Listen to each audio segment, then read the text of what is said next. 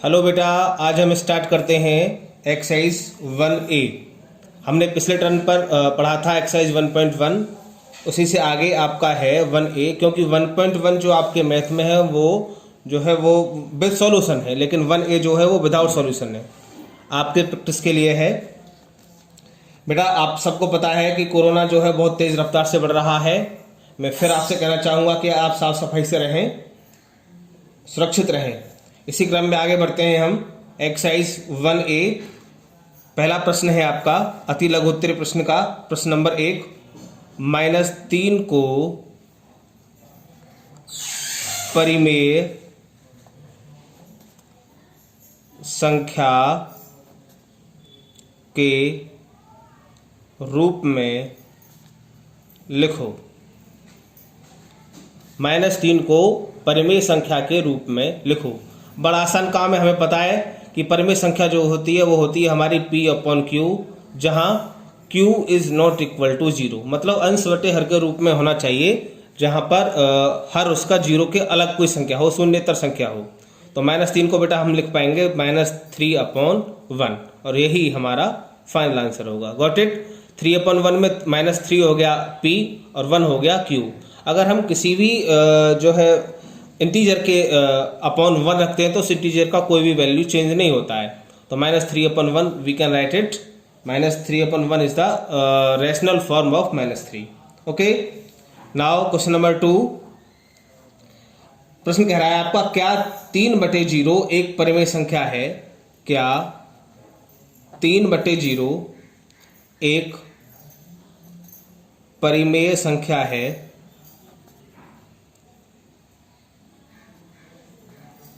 अपने उत्तर के पक्ष में तर्क दीजिए। वो आप आगे देख लेंगे।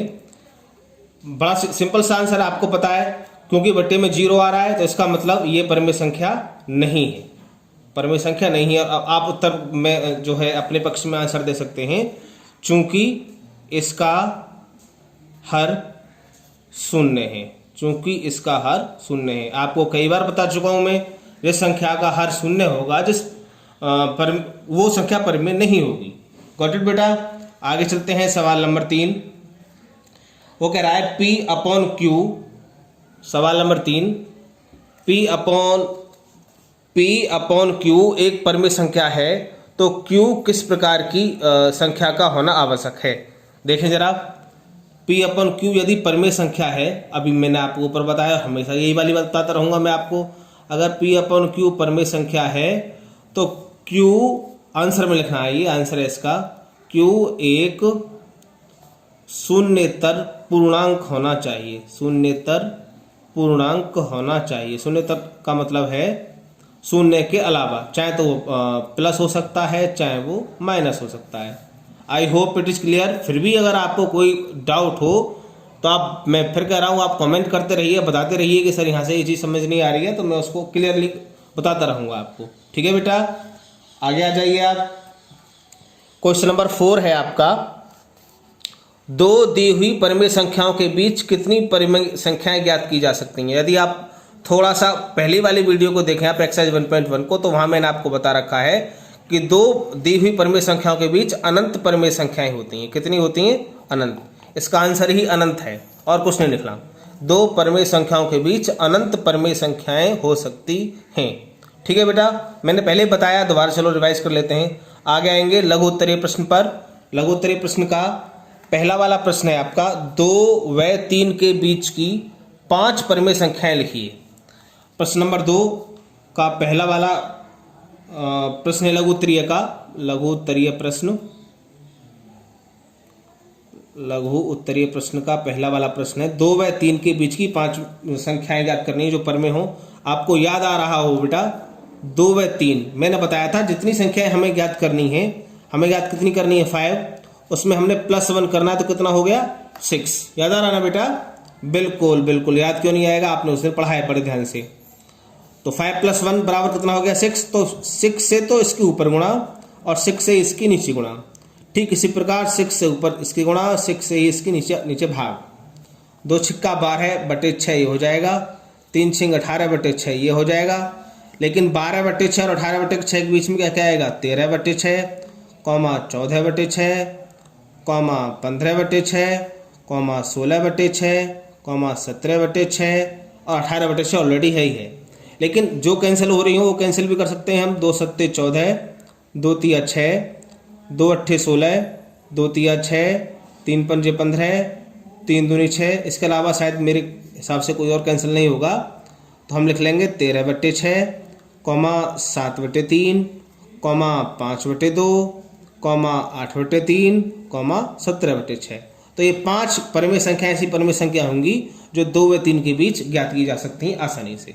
ठीक है बेटा, दोबारा बता दूं, पहले ही बताया पहले वाली वीडियो में भी, अब फिर दोबारा समझ लें। जितनी हमें परिमेय संख्या ज्ञात करनी होती हैं, ऐसे सवाल में 5 दी हुई हैं, तो हम 5 + 1 अर्थात n+1 से दोनों में गुणा भाग करेंगे ऊपर नीचे, और बाकी जो पीछे संख्या है उन्हें हम ऐसे फाइंड कर लेंगे।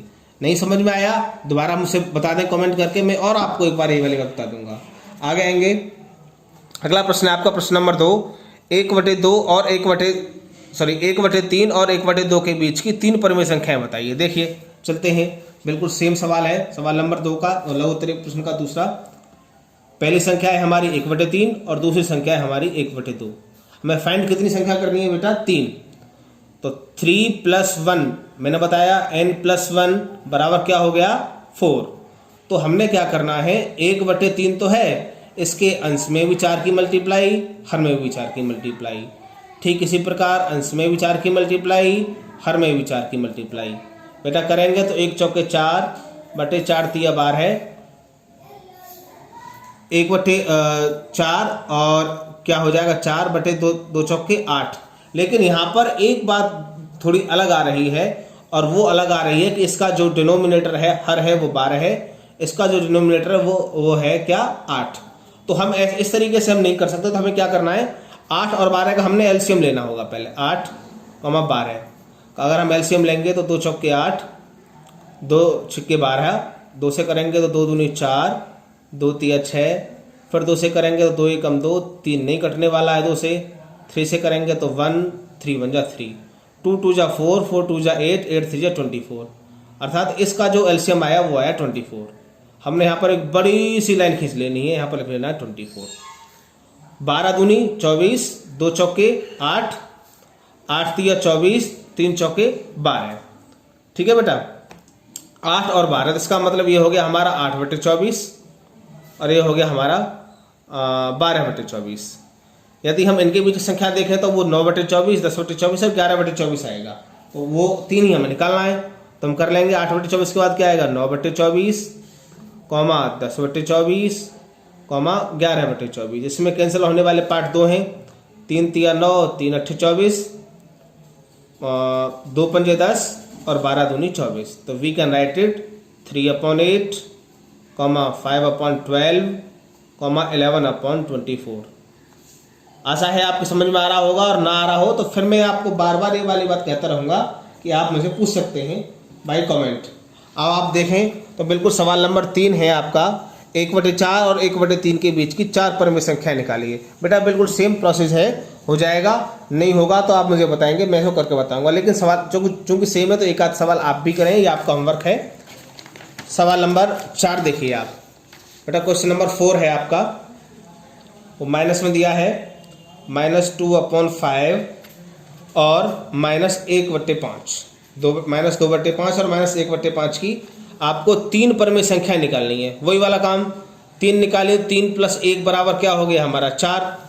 तो आप क्या करें, चूंकि इनके हर पहले से समान है, तो -2/5 मल्टीप्लाई 4 मल्टीप्लाई 4, ऐसे ही -1/5 मल्टीप्लाई 4 मल्टीप्लाई 4 कर रहे होंगे बेटा आगे। तो माइनस प्लस माइनस 2 चौके 8 बटे 5 चौक 20। ठीक इसी प्रकार 1 चौके 4 माइनस के 4 बटे 5 चौक 20। अगर हम यह देखें तो ये छोटा है और ये बड़ा है, क्योंकि आपको पता है माइनस की संख्या जितनी बड़ी होती है उसका वैल्यू, एब्सोल्यूट वैल्यू उतना ही कम होता है। निकालनी कितनी है हमें इसके बीच की संख्या?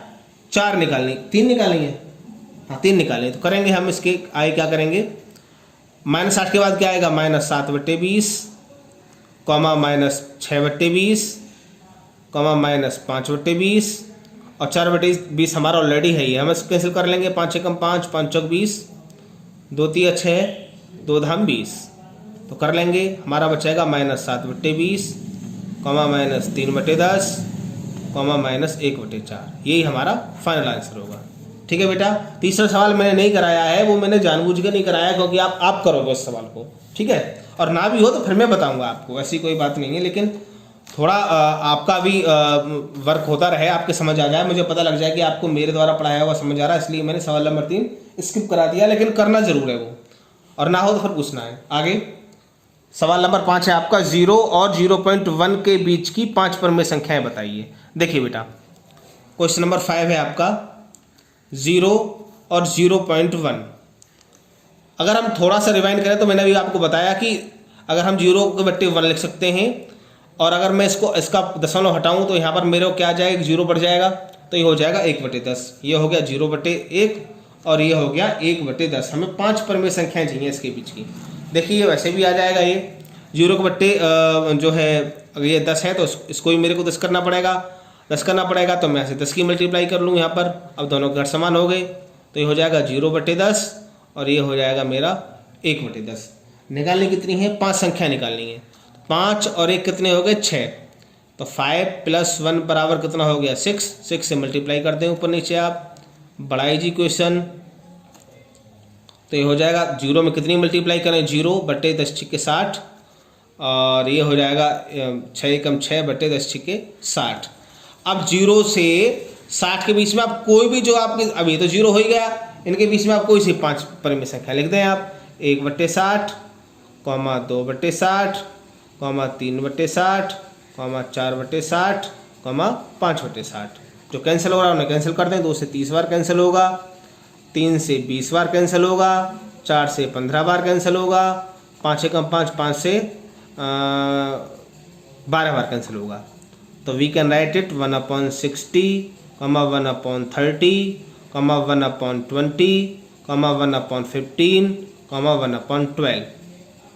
ठीक है बेटा, आई बात समझ में? आई होप आप समझ पा रहे होंगे, और ना हो तो फिर एक बात को मैं कई बार नहीं कहूँगा, अब आप पूछ लेना अगर ना हो तो, ठीक है ना।